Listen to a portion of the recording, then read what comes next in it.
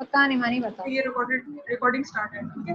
अच्छा, अब ये चैप्टर नंबर 3 का जो आउटलाइन ओवरव्यू है ना, वो पहले समझ लें। उसके बाद अगर कोई क्वेश्चन आंसर या कोई भी सिचुएशन हुई तो फिर आप अजय कोई भी नहीं गया, अपने माइक्स को म्यूट कर लो। तो कोई नहीं गया अजय, अपने माइक्स को म्यूट कर लो।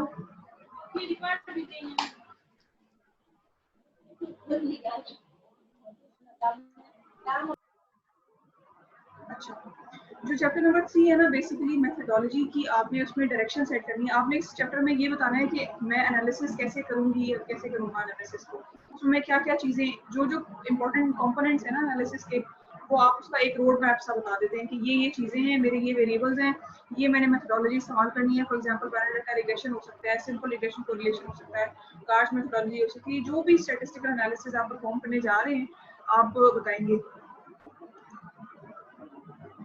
आप उसको बताएंगे और आप लिख देंगे उसको, अपने सारे वेरिएबल्स को मेंशन करेंगे, उसको उसकी क्या डेफिनेशन है। देखो, मिसाल के तौर पर अगर आपने रिटर्न ऑन इक्विटी के थ्रू प्रॉफिटेबिलिटी कैलकुलेट करें तो आप डिफाइन करेंगे कि रिटर्न ऑन इक्विटी क्या होती है।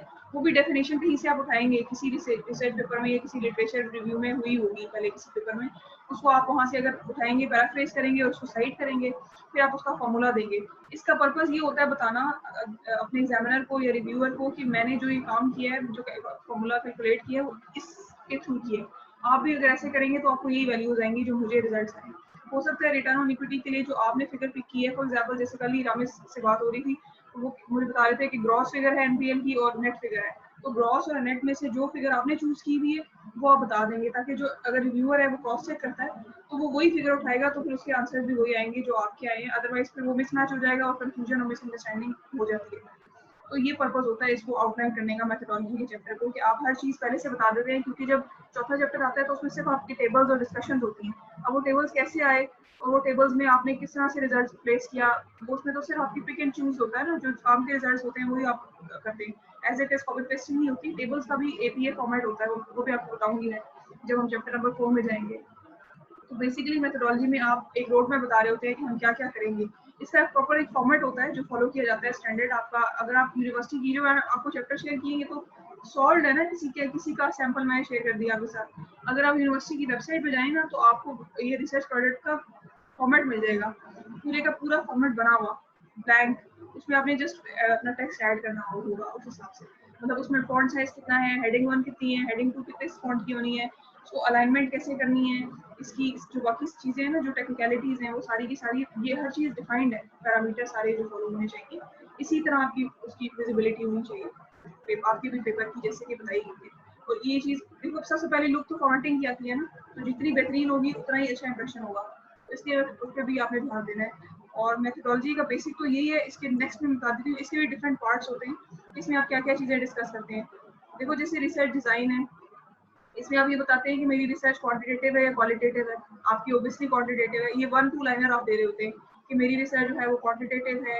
अच्छा, फिर प्राइमरी है या सेकेंडरी है, आप बता देते हैं कि मेरी रिसर्च जो है अगर क्वेश्चनर्स के थ्रू या इंटरव्यूज के थ्रू डेटा कलेक्ट हो रहा हो तो आपका प्राइमरी होता है। अगर जो है आपने पब्लिश रिपोर्ट से या ऑलरेडी पब्लिश डेटा से डेटा कलेक्ट करें तो that would be secondary research. ये क्वांटिटेटिव के दो पार्ट्स हैं, primary and secondary. Qualitative itself एक एक्सप्लोरेटरी स्टडी होती है, वो अलग होती है। जो क्वांटिटेटिव स्टडी होती है उसकी फर्दर 3 टाइप्स होती हैं, ये भी आप बताते हैं जब आप ये लिख रहे होते हैं रिसर्च डिजाइन। उसमें आप बताते हैं या तो आपकी स्टडी होती है वो एक्सप्लेनेटरी होती है, या कॉजल होती है, यानी कि कॉज एंड इफेक्ट जनरेट हो रहा होता है, और इसके अलावा एक डिस्क्रिप्टिव स्टडी होती है जिसमें आप जस्ट अपना फिनोमेना डिस्क्राइब कर रहे होते हैं। तो आप ना तो एक्सप्लेन कर रहे हैं ना आप डिस्क्राइब कर रहे हैं, आप कॉज एंड इफेक्ट देख रहे हैं कि इफेक्ट क्या है बैंक डाइवर्सिफिकेशन का प्रॉफिटेबिलिटी पे, या लिक्विडिटी का प्रॉफिटेबिलिटी पे, या वर्किंग कैपिटल का, जो भी आपका मेन एरिया ऑफ कंसर्न है ना, इम्पैक्ट आप देख रहे हैं। एक का इम्पैक्ट दूसरे पे, कॉज एंड इफेक्ट, कि अगर इसका इम्पैक्ट जो है पॉजिटिव है तो अगर वर्किंग कैपिटल अच्छा है आपका तो फिर लिक्विडिटी कैसी है, प्रॉफिटेबिलिटी कैसी है, मतलब एक का दूसरे पे कॉज एंड इफेक्ट देख रहे हैं। तो है या नहीं है वो तो बात ही बात है, लेकिन आपका पर्पस ऑफ रिसर्च क्वेश्चन यही है। फिर वेरिएबल्स ऑफ द स्टडीज के बाद आ जाता है। इसमें मैंने आपको ये बताया कि आपने जो जो वेरिएबल आपके इकोनोमेट्रिक मॉडल की है ना, जो इकोनोमेट्रिक इक्वेशन है, जो आप मतलब जिसमें आपका एक इंडिपेंडेंट वेरिएबल है एक से ज़्यादा भी हो सकते हैं और फिर एक डिपेंडेंट वेरिएबल होता है और उसमें कुछ कंट्रोल वेरिएबल्स होते हैं। ये सब आपने वन बाय वन डिफाइन करने होते हैं, उनका फॉर्मूला कि किस तरह से आप इन्हें कैलकुलेट करेंगे वो आपने देना होता है विद प्रॉपर रेफरेंसिंग के साथ, क्योंकि ऑलरेडी पहले ही किसी ने किया होगा, आपको यूज़ करें ना, अडॉप्ट करें, आप खुद से तो नहीं क्रिएट करें। टाइप ऑफ स्टडी मैंने बता दी कि इस तरह की होती है। एक्सप्लोरेटिव सिर्फ तब होती है जब आपकी क्वालिटेटिव रिसर्च हो। क्वालिटेटिव रिसर्च जो होती है ना, उसमें जस्ट आप एक्सप्लोर कर रहे होते हैं, उसकी भी टाइप्स होती हैं, जैसे फिनोमेनोलॉजी है और एथनोग्राफी है, ये उसकी वो अलग साइड है। हमारा जो फोकस होता है ना इस वक्त बीबीए में, एमबीए में, जो आजकल ट्रेंड चल रहा है पाकिस्तान में, वो क्वांटिटेटिव स्टडी पे होता है, तो हम क्वांटिटेटिव पे ही फोकस करते हैं और इन्हीं 3 कॉजल, डिस्क्रिप्टिव और एक्सप्लेनेटरी में हम किसी नॉर्मली कॉजल में जा रहे होते हैं। अच्छा, इसके बाद एक और चीज़ ये है कि क्वालिटेटिव के फिर जो रिसर्च करने के सॉफ्टवेयर है ना, वो भी डिफरेंट होते हैं। मिसाल के तौर पर इसमें आपके पास आ जाता है एनवीवो आ जाता है और इस तरह के दूसरे सॉफ्टवेयर हैं, लेकिन जो आपका क्वांटिटेटिव है इसके पास इसमें आपके पास वैरायटी ज़्यादा है। वैरायटी इन द सेंस कि आपके पास ईव्यूज है, आपके पास एसपीएसएस है, आपके पास डाटा है, आपके पास आर है, देयर सो मेनी थिंग्स जिसपे आप एनालिसिस परफॉर्म कर सकते हैं। किसी भी कर लो, अगर आपकी बेसिक रिक्वायरमेंट पूरी हो रही है तो वो परफेक्ट है। उसके बाद डेटा कलेक्शन मेथड का एक हेडिंग आप देते हैं, उसमें बताते हैं कि आपने कब से कब तक का डेटा लिया। जैसे फॉर एग्जांपल अगर रमेश ने 2012 से लेकर 2018 तक का डेटा लिया, मिसाल के तौर पर, तो आप ये लिखते हैं कितनी कंट्रीज का डेटा लिया, कहाँ से लिया, कौन से बैंक से लिया। नॉर्मली जो बैंक की लिस्ट होती है ना, वो आप अपेंडिक्स में दे देते हैं, बिकॉज ये अननेसेसरी डिटेलिंग है। तो ऑर्गेनाइजेशन की लिस्ट आप अपेंडिक्स में दे देते हैं ताकि पता चल जाए एग्जामिनर को या रिव्यूअर को कि आपने कौन कौन से बैंक से कौन कौन सी ऑर्गेनाइजेशन को गो थ्रू किया है। मजीद हर चीज़ की क्लैरिटी आपने देनी है। जो भी काम आप कर रहे हैं आपको खुद भी उसकी जस्टिफिकेशन, आपको ये पता होना चाहिए कि मैंने ये क्यों किया और आपने उसको जो आपने किया है काम, जैसे फॉर एग्जांपल अगर आपने 20 बैंक लिए तो आपने उसको एंड में अपेंडिक्स में दे देना है कि ये वाले बैंक से जिनको हमने एक्सप्लोर किया, इतने साल का डेटा हमने लिया है और ये हमने हमारा ये एरिया है, मतलब कंट्री हमने एक ली है या 2 ली है, जितनी भी ली है वो सारी चीज़ें आपने बता देनी होती है किस किस तरह से आपने डेटा को कलेक्ट किया। हो सकता है आप किसी वेबसाइट को यूज़ करें, हो सकता है आप एनुअल रिपोर्ट को यूज़ करें, जो भी चीज़ आपने की है आपने उसको मेंशन करना है। उसके बाद मॉडल स्पेसिफिकेशन में वो इक्वेशन, इकोनोमेट्रिक इक्वेशन आती है। इकोनोमेट्रिक आपके पेपर में भी दी होगी, आपने जो वेरिएबल इस्तेमाल किए हैं, जैसे y = a + bx आपने पढ़ी होगी रिग्रेशन इक्वेशन, उस फॉर्मेट पे ही होती है। फिर आप जितने वेरिएबल्स जो आपकी लेफ्ट राइट साइड है उसमें ऐड करते जाएं और आप y साइड, y आपको होता है वो that is your dependent variable, तो आपने उसको भी करना होता है। लेकिन उसको कॉपी पेस्टिंग नहीं करते, उसको ना वर्ड में जाके खुद से इक्वेशन टाइप करने का ना सिंबल्स के साथ एक ऑप्शन दिया होता है, तो उसमें आप मैनुअली फिर वो टाइप करते हैं और वो आप वहाँ पे आप पेस्ट कर देते हैं इस मॉडल स्पेसिफिकेशन एंड एस्टिमेशन की हेडिंग में। और इसके अलावा देख लेते हैं, उसके बाद डेटा एनालिसिस है। इसमें बेसिकली आपने यही चीज़, और फिर एक पार्ट तो ये हो गया जिसमें आपने सारी थियोरेटिकल अपनी कॉन्सेप्चुअल बातें बता दी कि मैंने यहाँ ये मेरा डेटा कलेक्शन मेथड है, ये मेरे वेरिएबल्स हैं, ये मेरा इकोनोमेट्रिक मॉडल है, ये नेचर है, ये रिसर्च डिज़ाइन है। फिर एक चीज़ ये होती है जब आप एग्जीक्यूट कर लेंगे ना, जब आप मेरे साथ एनालिसिस अपना स्पेसिफिक प्रोजेक्ट से रिलेटेड जो भी सूटेबल स्ट्रेटजी है या मेथडोलॉजी है जो आप एग्जीक्यूट कर लेंगे, तो फिर जो आपने उसमें स्टेप्स फॉलो किए हैं ना, वो उसका भी 1-2 पेज में वो भी डिस्क्राइब करेंगे कि सबसे पहले हमने मल्टीकोलिनियरिटी चेक करनी है, मल्टीकोलिनियरिटी के लिए हम कौन सा टेस्ट लगाएंगे, फिर हमने हेटेरोस्केडास्टिसिटी चेक करनी है, उसके लिए हम कौन सा टेस्ट लगाएंगे, वो होती क्या है। 2 पेज पे ना हमने ये प्रैक्टिकल एग्जीक्यूशन बता देनी है, यानी कि एक फर्स्ट आपका जो स्टार्ट होगा वो थ्योरेटिकल साइड से होगा, क्या बता रहे हैं कि भाई ये चीज़ें मैंने मेरी हैं और ये मैं करूँगा, मतलब ये मैंने एग्जीक्यूट करनी है पेपर में, आपको आगे नजर आएगी। लेकिन जो दूसरा पार्ट होगा वो तब हो सकेगा जब आप अपना चौथा चैप्टर कंप्लीट कर लेंगे, कि आपने चौथे चैप्टर में जो स्टेप्स फॉलो किए ना, प्रैक्टिकल स्टेप्स किसी भी सॉफ्टवेयर के, वो आप फिर इसमें बता देंगे हम इसमें ये करने वाले हैं। पहले भी बताए जा सकते हैं, लेकिन बेहतर ये है कि जब आप एग्जीक्यूट कर लें तो आपमें ज़्यादा क्लैरिटी होती है कि कुछ 5 assumptions होती हैं बेसिकली नॉर्मेलिटी की। अगर आपकी नॉर्मेलिटी की assumptions पूरी हो रही हो तो फिर आप उस एनालिसिस की तरफ जाते हैं, पैरामेट्रिक एनालिसिस की तरफ, जिसमें आपका रिग्रेशन, कोरिलेशन वगैरह आ जाता है। अगर 5 क्वेश्चन में वो जो assumptions है वो पूरी ना हो रही हो तो फिर आप जाते हैं दूसरे नॉन पैरामेट्रिक एनालिसिस की तरफ, जिसमें डिफरेंट किस्म की 2 कैटेगरीज हैं बेसिकली, कि चूज कि आपने कौन से टेस्ट अप्लाई करने हैं। वो फिर बाय द टाइम जब आपकी मेथोडोलॉजी स्पेसिफिक, देखो स्टैट्स और इकोनोमेट्रिक्स जो है ना, it's a very broad area, तो हम हर चीज़ तो नहीं पढ़ेंगे, हम सिर्फ वही चीज़ पे फोकस करेंगे जो हमसे रिलेटेड है या हमसे पर्टेन करती है और हमारे पेपर के लिए बेस्ट है। वो इतने पार्ट को आपको परफेक्टली पता होना चाहिए कि मैंने क्या किया, क्यों किया, कैसे किया और इसका पर्पस क्या था, जस्टिफिकेशन हर बात की आपको पता होनी चाहिए। तो ये हम करेंगे इंशाल्लाह आगे फिर। तो अभी तक इसमें कोई क्वेश्चन है तो बताओ। मैम जी जो हमारे हमारे पास आ जाती है, मेथोडोलॉजी आ जाती है। ये हमारे पास एक एक तो नहीं ना है, जरूरी तो नहीं ना कि हम एक ही रखें। मैंने भी देखा है हमारे बेस पेपर के अंदर उन्होंने मेरे ख्याल से 3-4 इस्तेमाल की हुई हैं ये जैसे जो फॉर है ना एग्जांपल मेथोडोलॉजी। मैम मेरे उधर नाम मैं दोबारा देखता हूँ, तो ये है कि वो एक नहीं थी मैम, वो काफी ज्यादा उन्होंने इस्तेमाल की हुई थी वो।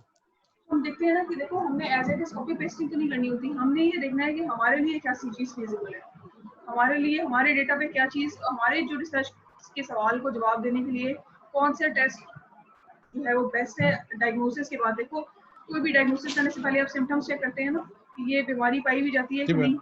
तो ये जो सिम्टम्स हैं या डायग्नोसिस हैं इसको चेक करने के लिए आप बेसिक कुछ असम्पशन होती हैं, पांच होती है, जिसमें आपकी नॉर्मेलिटी ऑफ द डेटा है, आपकी मल्टीकोलिनियरिटी है, हेटेरोसिडासिटी होती है, एक आपका ऑटो कोरिलेशन होता है, और एक कोई और चीज होती है, मैं इसके पूरा मेरे दिमाग से वो ये 4-5 चीजें हैं, पहले आप चेक कर लेते हैं। अगर ये ओके हो तो फिर आप जाते हैं रिग्रेशन कोरिलेशन की तरफ। अगर ये 5 चीजें ओके नहीं है तो आप कोशिश करते हैं कि आप ओके कर लें। अगर वो नहीं कर पाते या नहीं करना चाहते तो फिर आप उसको पे दूसरे टेस्ट लगाते हैं जो कि नॉन पैरामेट्रिक टेस्ट होते हैं।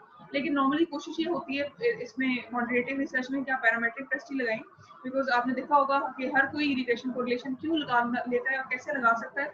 उसकी वजह ये होती है कि पहले 5 assumptions पूरी होनी चाहिए और ये चेक भी की जाती है कि क्या वो assumptions पूरी थी, क्या आपके डेटा को इस टेस्ट की जरूरत भी थी जो आपने लगा ली है, क्यों आपने ये रिग्रेशन कोरिलेशन लगा लिया, अपने जीएमएम क्यों नहीं लगाया। तो ये सारी बातें तब आप कहते हैं जब आपको क्लैरिटी होती है अपने अपने पेपर की। और दूसरी चीज ये जो उसने इस्तेमाल किया टेस्ट, जरूरी नहीं है कि आप उसको एज इट इज रेप्लिकेट करें अपने पेपर में। आपने देखना है कि इसमें से इंपॉर्टेंट क्या चीज है, तो आपका जो इंपॉर्टेंट चीज है वो हम देखेंगे, डिसाइड करेंगे, देन विल अप्लाई। और ये भी जरूरी नहीं है कि आप वही मेथोडोलॉजी अप्लाई करें, हो सकता है वहाँ पे उसने जो मेथोडोलॉजी दी हो हम उसकी बजाय कोई और मेथोडोलॉजी जो ज्यादा अप्रोप्रिएट और ज्यादा क्लियर हो हम उसका इस्तेमाल कर लें। तो ये कोई हार्ड एंड फास्ट रूल नहीं होता कि ये मेथोडोलॉजी इस्तेमाल करनी है। आपने जस्ट ये देखना होता है कि जैसे मिसाल के तौर पर देखो, जब मेरा टाइम सीरीज डेटा है, आपको ये तो पता है ना कि panel data regression, panel data में टाइम सीरीज में और क्रॉस सेक्शन में क्या फर्क होता है। मैम थोड़ा सा है कि टाइम सीरीज सीरीज में में चेंज हो जाता डिफरेंट है टाइम टाइम के साथ स्लॉट्स जो है। होते हैं ना, टाइम स्लॉट्स आपको दिए होते हैं। अगर टाइम स्लॉट्स भी दिए हों और क्रॉस सेक्शन भी दिए हों, यानी कि डिफरेंट बैंक्स और डिफरेंट ईयर्स, अगर डिफरेंट देखो अगर आपके डेटा में जैसे फॉर एग्जांपल एक एबीएल है ना, एबीएल का आपने 10 साल का डेटा कलेक्ट किया, that is a time series data, ठीक है। अगर आपने ABL, HBL, MCB, JS bank, इन 5-6 बैंक्स का 10 साल का डेटा कलेक्ट किया है, तो दैट मीन्स कि ये पैनल डेटा है। पैनल डेटा में क्रॉस सेक्शन भी आ जाता है और टाइम सीरीज भी आ जाता है। सिर्फ क्रॉस सेक्शन डेटा की बात की जाए तो आप समझ लें जैसे 2010 में आपने 5 बैंक्स का डेटा कलेक्ट किया। Okay ma'am. तो क्रॉस सेक्शन में होता है कि डिफरेंट जी मैम। सेक्शंस में डिफरेंट इसमें आप अपना डेटा कलेक्ट कर रहे होते हैं, डिफरेंट फेसेस में, डिफरेंट फेजेस में, डिफरेंट ऑर्गेनाइजेशन से आप डेटा कलेक्ट कर रहे होते हैं। दैट मींस क्रॉस सेक्शन है। किसी एक फर्म को या किसी एक कंपनी को आपने टारगेट नहीं किया हुआ। मैम जी मैंने आपको पिक्चर भेजी है ना, ये उन्होंने लिखा हुआ है कि different statistics used to achieve, मैं देख लेती हूँ। जिसमें हमारे पास टी टेस्ट आ रहा है, बाकी चीजें आ रही है मैम। ये रिग्रेशन मॉडल है, इसमें बहुत सारी चीजें आएंगी रमेश, ये जब करेंगे ना तो then I will explain it. जो भी रेलेवेंट चीज हम पिक करेंगे ना नहीं कि मैम हमें ये ये मेथोडोलॉजी ऊपर जो करनी, है, तो हम फिर करेंगे ऊपर जो इसको। लिखा हुआ है different statistics used to achieve the purpose of this study. The statistical analysis has been divided into 4 dimensions: paired sample t-test, descriptive देखो मेरी बात statistics, सुनो, correlation. देखो कोरिलेशन और रिग्रेशन तो आप समझे कि एक ही तरह से एक ही गो में हो जाता है। मल्टीपल ये जो रिग्रेशन है ना, मल्टीपल रिग्रेशन इसलिए कहते हैं बिकॉज इसमें इंडिपेंडेंट वेरिएबल्स एक से ज्यादा होगा, दो से ज्यादा होगा या एक से ज्यादा होगा, जो भी मल्टीपल का ही जी मैम। मतलब है। कोरिलेशन आपको पता है दो वेरिएबल्स के बीच में, आईवी और डीवी के बीच में रिलेशनशिप चेक करने के लिए कहते हैं। तो ये मोर और लेस एक ही गो में होता है। अच्छा, उसके बाद आ जाए जो इसने कहा है पेयर्ड सैंपल। तो पेयर्ड सैंपल तब होता है जब आपने दो कैटेगरीज, दो पेयर्स लिए हों। जैसे मिसाल के तौर पर अगर इसने पेयर सैंपलिंग की है तो इसके पास दो किस्म का सेट ऑफ डेटा होगा या दो कंपैरेटिव चीजें होंगी। जैसे for example Islamic conventional, public private, कुछ इस किस्म का पेयर्ड डेटा होगा जिसको उसने करने के लिए वैलिड करने के लिए, वैलिडेट करने के लिए और कंफर्म करने के लिए कि वो ठीक टेस्टिंग कर रहा है, तो उसने पेयर सैंपलिंग की होगी। आपका नहीं है ऐसे तो आप ये स्किप करेंगे, फिर आपका तो यूज ही नहीं है ना, आपके तो ओके डेटा मैम। पेयर्ड है ही नहीं, तो फिर आप कैसे कर सकते हैं। तो जो भी टेस्ट हम चूज करेंगे, जो भी टेस्ट हम अप्लाई करेंगे, हम सबसे पहले देखेंगे कि क्या इसकी जरूरत है, ये क्यों किया गया है, और अगर हमने किया है तो इसके क्या रिजल्ट्स हैं जो हमने एग्जीक्यूट किए, और जो पिछले लिटरेचर में हो चुके हैं वो क्या रिजल्ट देते हैं, क्या ये दोनों मैच करते हैं, क्या हमारी जो स्टडी है वो बिल्कुल मैम, पिछली स्टडीज को सपोर्ट करती है, या जो हमारी स्टडी है वो पिछली स्टडी से डिफरेंट है। और अगर डिफरेंट है तो उसका मतलब ये कि इसमें is a more room for improvement, उसको मजीद एक्सप्लोर किया जाना चाहिए, बिकॉज आवर मार्केट के जो कैरेक्टरिस्टिक्स हैं they are not similar to other ones. हमारी मार्केट अपनी यूनिक है और हमें उसके मुताबिक पॉलिसी ट्राई करने की जरूरत है।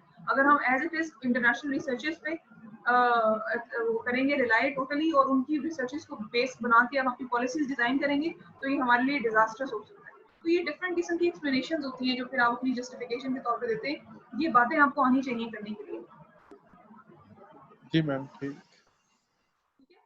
तो ये अभी तक में है, इसका भी मैं एक सैंपल शेयर कर देती हूँ ताकि आपको ये दिख जाए कि इसने किस तरह से एग्जीक्यूट किया है, जो प्रॉपर फॉर्मेट होता है इसको अटेम्प्ट करने का, ताकि आप उसका मॉडल एक तरह से सैंपल के तौर पर देख लें किस तरह की लैंग्वेज इस्तेमाल की गई है, किस तरह इसने इकोनॉमिक जो मॉडल है उसको कैसे टाइप करना है इकोनोमेट्रिक मॉडल को। तो ये वर्ड में ना सिंबल्स का एक ऑप्शन होता है, आप यूट्यूब करें आपको इसकी वीडियो मिल जाएंगी कि आपने कैसे सिंबल्स राइट करने हैं। देखो आपकी जो इकोनोमेट्रिक मॉडल होगी उसमें एक एरर टर्म लिखी हुई है, अल्फा की टर्म है, ये सिंबल्स है ना, तो ये आपको वहां से मिलेंगे। और कैसे टाइप करनी है इसको भी आपको यूट्यूब पे सर्च करना होगा कि कैसे करते हैं, इसकी वीडियोस आराम से मिल जाती सही है। मैम।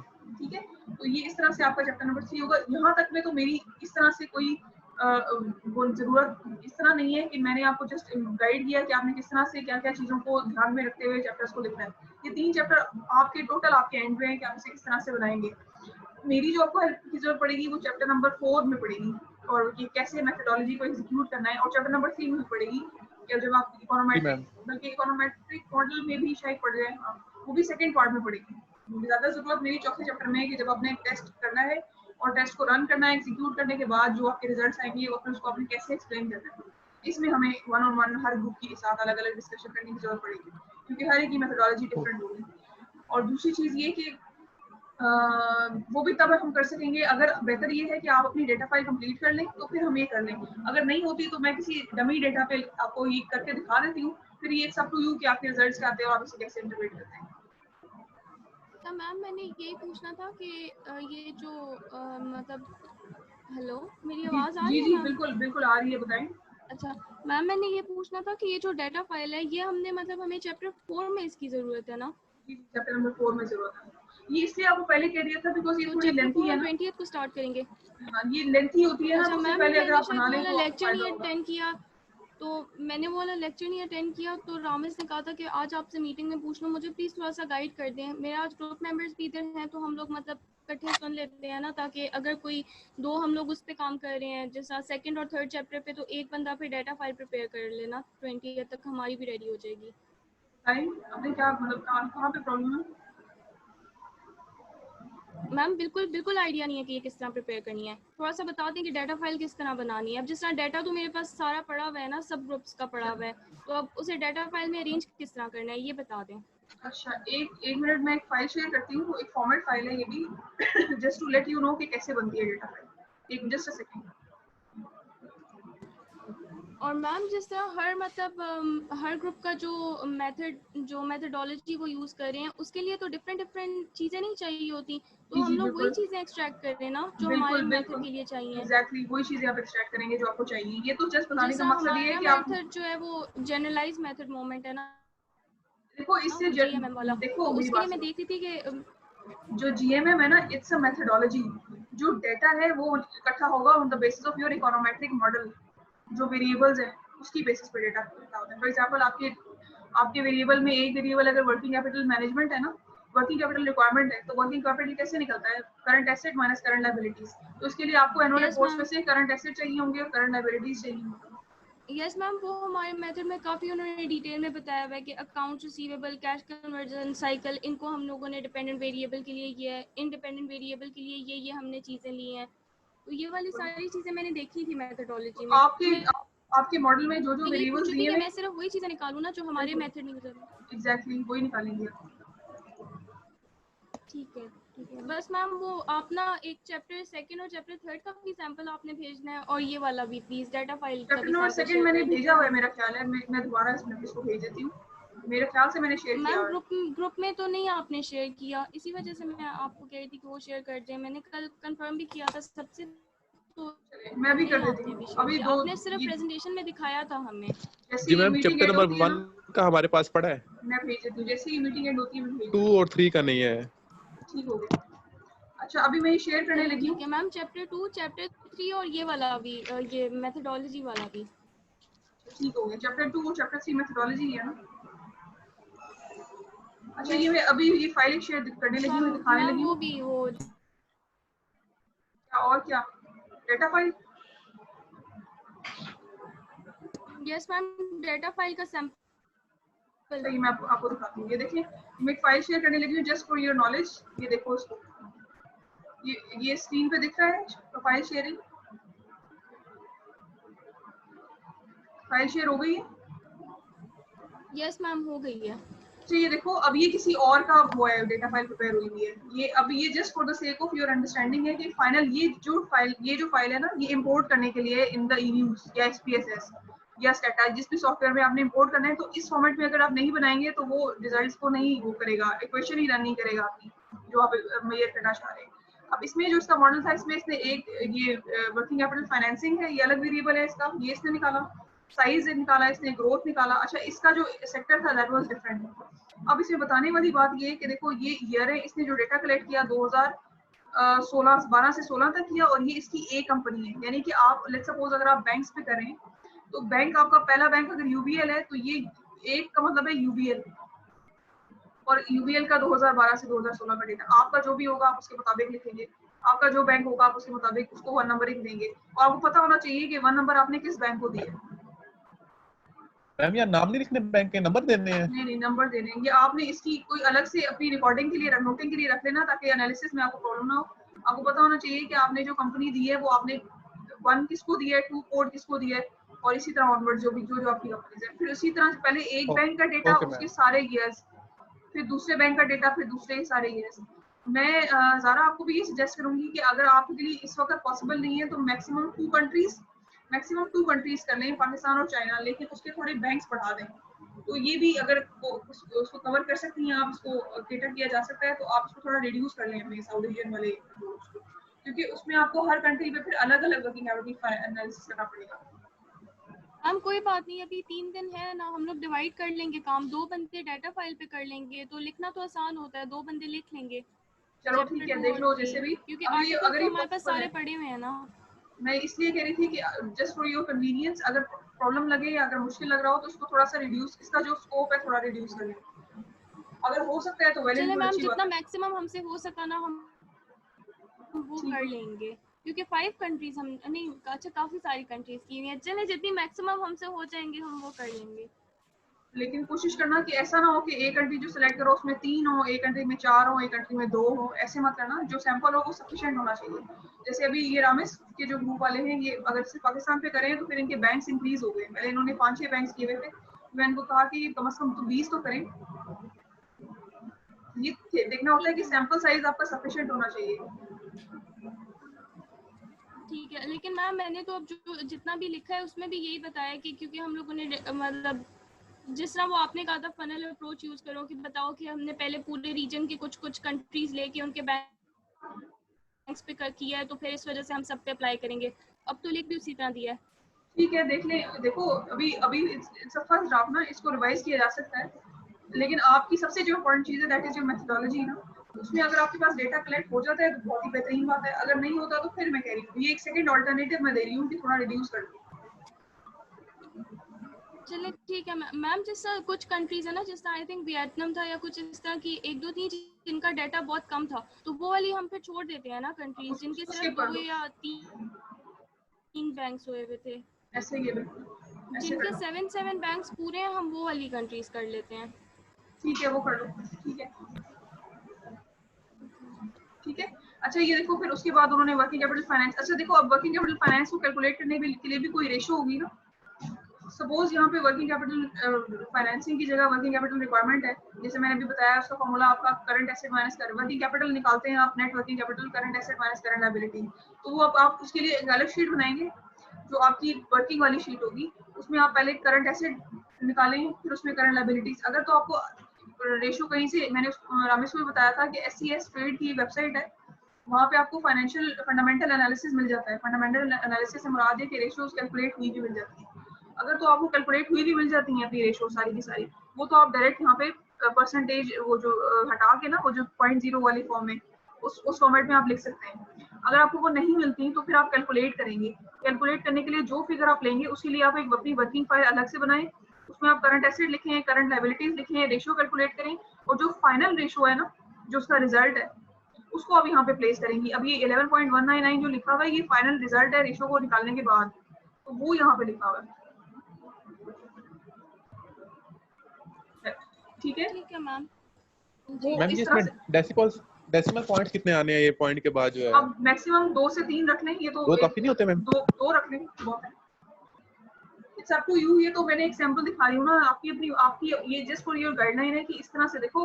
अब ये जो साइज है, साइज कैसे निकलता है, टोटल एसेट का नेचुरल लॉग लेते हैं। तो आपने पहले टोटल एसेट निकालने हैं, उसका फिर नेचुरल लॉग लेना है, और जो फाइनल फिगर होगी ना नेचुरल लॉग लेने के बाद, उसको वहां से कॉपी करना है, यहाँ पे पेस्ट उसकी वैल्यूज करनी है। फार्मूला किया तो काम खराब हो जाएगा। देखो यहाँ पे मेरा नहीं ख्याल कोई फार्मूला लगा हुआ है, कोई फार्मूला नहीं है, देख रहे हैं आप? जी मैम। वहां से जब आप कॉपी करेंगे तो यहाँ आप पेस्ट वैल्यूज करेंगे। ये देखो यहाँ पे होगा, जब कुछ कॉपी करेंगे ना तो यहाँ पे आ जाता है, बड़ा लंबी सी लिस्ट आ जाती है, उसमें से आप पेस्ट वैल्यूज होंगी सिलेक्ट करते हैं, तो आप यहाँ वैल्यूज पेस्ट करेंगे। मैम ये लॉग ऑफ एसिड्स जो आप बता रही हैं, टोटल एसिड्स, ये तो हाँ। LN का फॉर्मूला होगा ना कि आपने अगर मतलब कि मैम इसमें जो पीरियड होते हैं P1 P2, तो मतलब P1 2011 होगा और P2 2012 होगा ना, तो P1 के लिए आप 2012 ओवर 2011 कर देंगे। नहीं रमेश, ऐसे नहीं है ये। जैसे मिसाल के तौर पर अगर मैं कह रही हूँ कि टोटल एसेट्स की फिगर 1000 है, तो नेचुरल लॉग होगा आपका ये फार्मूला, सिंपल। शायद मीटिंग भी एंड हो जाए अभी 10 मिनट में, तो ये जस्ट सिंपल ये है, ये आपका साइज है अगर ये एसेट है तो। ये देखना, ये फार्मूला का ध्यान रखना। Okay ma'am. ठीक है, तो ये इस तरह से फिर आप करेंगे। तो अभी तक हम चैप्टर नंबर 3 और डेटा फाइल पे क्लियर हैं? Yes ma'am. देखो अभी Yes, इतनी 100% क्लैरिटी तो नहीं आएगी, कम से कम 40-50 के करीब तो हो गया ना, कुछ आइडिया तो हुआ होगा। जी यस मैम। मैम हो गया। इसलिए जब अगर कोई प्रॉब्लम करते हुए आए तो आप मुझे जस्ट टेक्स्ट कर दें, हम इसका कोई ना कोई सेशन पे किसी ना किसी वक्त में एडजस्ट करके अरेंज कर लेंगे, लेकिन इसको अब छोड़ना नहीं है, इस पे कर लो वर्किंग। यस मैम बस स्टार्ट कर दिया। चलो बस इसको मैम फिर ये टियर 1 मैम किन्हीं ना जगह पे टियर 1 नहीं गिवन हमें ना, टियर 1 या टियर 2 नहीं गिवन वो कैपिटल एडिक्वेसी रेशियो के अंदर ना, तो उसको फिर देखो हम छोड़ दें मुझे इसी जहाँ तरह तक से। याद पड़ता है ना, मुझे ऐसा लगता है कि टियर 2 बनता ही तब है जब टियर 1 उसमें कैलकुलेटेड हो। आई थिंक, जी यस, मैम, नॉट कंफर्म। इसको चेक कर लो, इस पे ऐसे ही है थोड़ी सी मैम। वर्किंग कर लो, ठीक है मैम, ठीक है। करके देख लो, नहीं तो फिर मैं भी देख लेती हूँ। और मैम ये है कि रेशियोज के जो ना नाम मुख्तलिफ आ रहे हैं, मतलब कि जैसे नॉन परफॉर्मिंग हो गया, लॉन्स टू फाइनेंस डिपॉजिट हो गया, ये तो तो इनके हमने हमें कल भी रेशियोज डिस्कस। क्या है ना। अच्छा, एक बात है आखिरी करनी है, 5 मिनट मेरे ख्याल से रह गए। उसमें ये है कि प्लीज अपने ग्रुप्स के जी साथ मैम। कोऑर्डिनेट करें और लाइजनिंग से चलें, किसी को बर्डन ना दें। सब देखो डिस्टेंस उसमें हैं और सारे सर्कमस्टेंसेस आपके सामने, तो सबको साथ लेके चलें, किसी को मजीद बर्डन ना दें, सब मिलजुल के इस वक्त इस प्रोजेक्ट को निकालो, होना भी बिल्कुल ऐसे मैम, चाहिए। ठीक है। ठीक है, तो ठीक है और मैम, कोई ठीक भी है। प्रॉब्लम या किसी को भी हो तो मुझे आप ग्रुप पे मैसेज छोड़ें, तो हम इसको क्लियर करेंगे, यकीनन उसको एड्रेस करेंगे, कोशिश पूरी होगी मेरी कि इसको एड्रेस करें। ओके मैम, अच्छा thank you very ma'am much मैंने मैम, भी एक शुक्रिया। चीज़ पूछनी थी, जिस तरह हमारा जो टॉपिक है ना उसमें दो मतलब वेरिएबल्स आ रहे हैं ना, हम प्रॉफिटेबिलिटी पे वर्किंग कैपिटल का इफेक्ट भी देख रहे हैं और वर्किंग कैपिटल मैनेजमेंट का भी और सप्लाई चेन मैनेजमेंट का भी। तो हम मतलब टॉपिक की टाइटल में दोनों चीज़ें मेंशन करूंगी ना, वर्किंग कैपिटल मैनेजमेंट और सप्लाई चेन मैनेजमेंट का इम्पैक्ट जो है प्रॉफिटेबिलिटी पे बैंक से। Supply chain management, yes ma'am supply chain management भी है। उसको ये देख लो एक दफा कि इसको कैलकुलेट कैसे किया गया। मैम कैलकुलेट तो दोनों को इकट्ठा करके कैलकुलेट किया हुआ है। फिर एक चीज देखो, वर्किंग कैपिटल मैनेजमेंट लिख दूं, क्योंकि मोस्टली वर्किंग कैपिटल मैनेजमेंट से ही रिलेटेड आर्टिकल्स भी मिले हैं। ठीक है, फिर एक देखो देखो जिस चीज को आप बेहतर डिफेंड कर सके ना और जस्टिफाई कर सके, आप वो चीज इंक्लूड करें। मैम टाइटल में एक चीज़ लिखें, अंदर भी सारी एक ही चीज़ लिखें, सब वो बिल्कुल ही निकाल दें, सप्लाई चेन मैनेजमेंट। अगर उसको फॉर्मूला में यूज किया है तो फिर आप उसको मेंशन करें। मैम आगे तो यूज किया है, मेथोडोलॉजी में यूज किया हुआ है उसको भी। थोड़ा बहुत रेलेवेंट लिटरेचर उसका ऐड करें, ठीक है। क्योंकि बिल्कुल ही आउट ऑफ कॉन्टेक्स्ट चीज ना हो जाए ना कि पहले बात वहां से शुरू की और फिर बीच में कुछ और नया चैनल उसने शुरू कर दिया, एक फ्लो नहीं बनेगा। ठीक है मैम, एक तो आप चैप्टर 1 से जब गो थ्रू कर लेंगी तो फिर हमें बता देना ना कि मतलब वैसे मैंने बहुत कम पोर्शन रखा है सप्लाई चेन मैनेजमेंट का, तो फिर आप बता देना कि अगर इसे और रिड्यूस करना हुआ या किस तरह इसको करना है। मैक्सिमम शाम तक दोनों की चैप्टर नंबर 1 आपको मैं वापस भेज दूंगी। Okay ma'am, thank you. ठीक है मैम, थैंक यू। चलिए इसको भी कंक्लूड करते हैं, अपना ख्याल रखें और फिर मुझे बता देना जब ओके आपकी मैम, थोड़ी प्रोग्रेस हो तो कहाँ तक पहुंचे, क्या प्रॉब्लम्स हैं, तो विल डिस्कस इट। सही ma'am, okay thank you ma'am, very much, शुक्रिया मैम, थैंक यू। ओके, अपना ख्याल रखें, हाफिज़। हाफिज़। ओके मैम, हाफिज़।